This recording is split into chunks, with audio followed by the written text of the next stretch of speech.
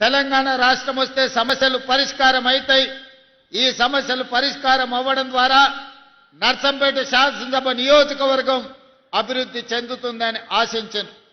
ఒక్కసారి కాదు, ఈ ప్రాంతంలో బీఆర్ఎస్ కు రాష్ట్రంలో 2 సార్లు అధికారం ఇచ్చిండ్రు.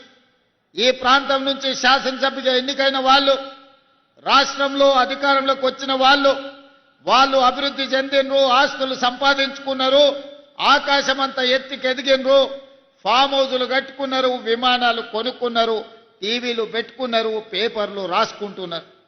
కానీ నర్సంపేట ప్రజల యొక్క జీవన ప్రమాణాలు మారలేదు. ఈ ప్రాంతంలో విద్యార్థులకు చదువుకోవడానికి బడులు రాలేదు. ఈ ప్రాంతంలోని మా మహిళలకు, స్వయం సహాయక సంఘాలకు 0 వడ్డీ ఇవ్వలేదు.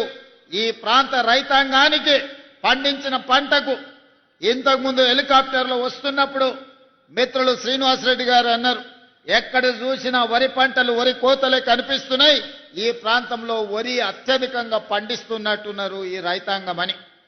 నేను గుర్తు చేయదలుచుకుని ఈ ప్రాంత వరి రైతాంగం పండించే రైతులకు ఆనాటి ముఖ్యమంత్రి వరి వేసుకుంటే మీరు ఉరి వేసుకున్నట్టే, ఒక్క గింజ కూడా కొనేది లేదు, మీ దిక్కున్న దగ్గర చెప్పుకోపోండి అని ఆనాటి ముఖ్యమంత్రి అన్నాడు.